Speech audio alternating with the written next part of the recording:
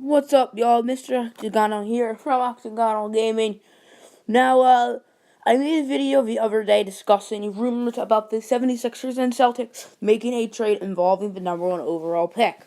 Well, the deal is pretty much finalized, and the Sixers will be selecting first on Thursday's NBA draft. So, make sure you slap the like button, and if you're new, subscribe. So, we're going to be talking about the winners and losers. We're going to be giving out grades. We're going to be doing all that. So let's start with the trade itself. So the Sixers trade up 2 picks to get the first pick. The Celtics trade down 2 picks to get the third pick. But the Celtics also get the Lakers' first round pick next year, which is unprotected, as well as the 2021 Sixers first round pick, which we don't really know the protection yet. So, originally, I thought Boston fleeced them. I really did. On Friday, when I made that video, I thought Boston was going to fleece them.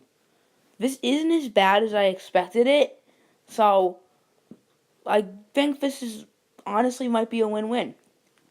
What grade do I give the Sixers? I give them a B+. I think maybe they shouldn't have given the Lakers pick away, but if I were them, it would be smarter to give up that Lakers pick away than the 2019 Kings pick away, because that Kings pick very well could be like the second or third overall pick. This Lakers pick is probably like 6 or 7.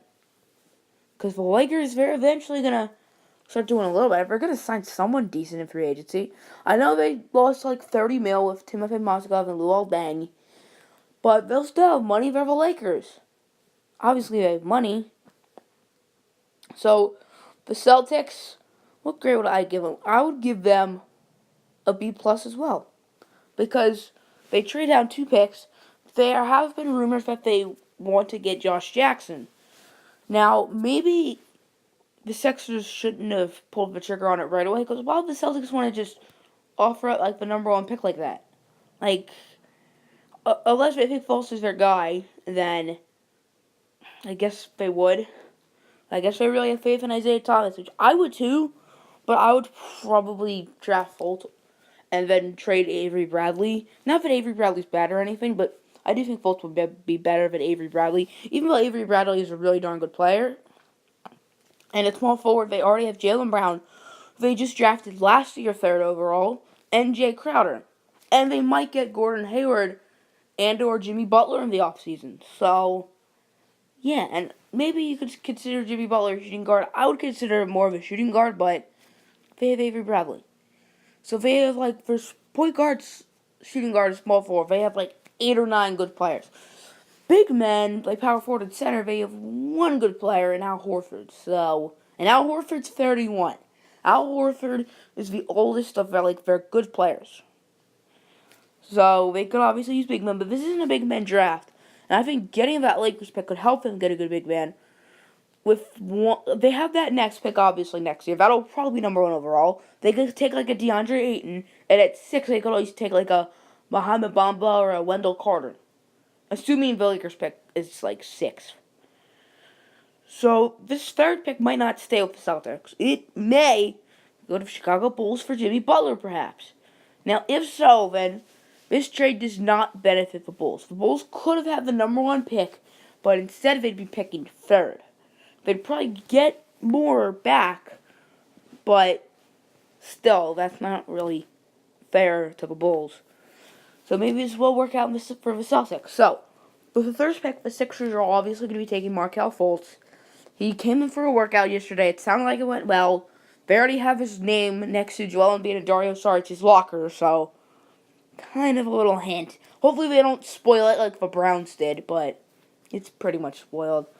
So, the 2nd pick, there have been rumors that the Lakers aren't sold on Lonzo Ball. I think they're still going to take Lonzo Ball, however.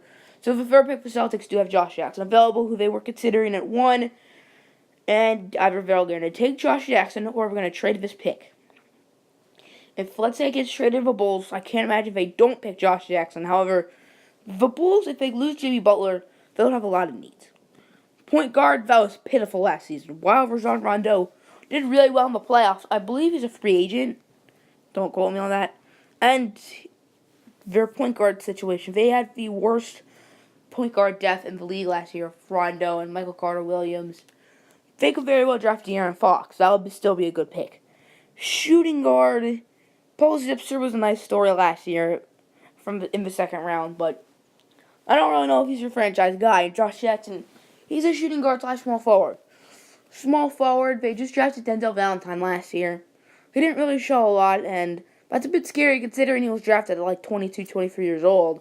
But I don't want to give up on him, but they could always take a good Josh Jackson, Jason Tatum, Jonathan Isaac, because there's a good chance that all three of those players will be better than Denzel Valentine. At the 4, they do have Bobby Portis, who was drafted in the mid to late first round back in 2015. He's been pretty good. Center, Cristiano Felicio's been solid, but probably not their franchise man. So that's pretty much the end of the video. Let's actually go through the lineups of the Sixers and Celtics with their new players. So, Sixers, it could be Fultz. Oh, gosh. Whoever they get at shooting guard. Simmons, Saric, and Embiid. Or Simmons at the 1, Fultz at the 2, Covington at the 3, Saric at the 4, and Embiid at the 5. That's probably what they're going to line up is going to look like because Robert Covington's better than all their shooting guards. And and Ben Simmons and Markelle Fultz can, both bring up the ball. Fultz can be like the Kyrie, and Simmons can be like the LeBron. LeBron brings up the ball sometimes, but mainly it's Kyrie. Fultz will bring up the ball mostly, but sometimes Ben Simmons will. Celtics, Isaiah Thomas, Avery Bradley, probably Jay Crowder would start. Maybe I feel like Amir Johnson's a free agent, so whoever they could get at power forward. If they sign Gordon Hayward, then either Gordon Hayward or Jay Crowder, and Al Horford. And off the bench, they could have Markelle Fultz and Josh Jackson and Jaylen Brown. And if they get Jimmy Butler, then probably Avery Bradley. So that's going to end this video. Hope you guys enjoyed it. I'm pumped for the NBA draft. I'm also going to make a video on NBA 2K17 today. I'm going to be simming 10 seasons. We're going to see how good Markelle Fultz does on the Sixers. So, peace out.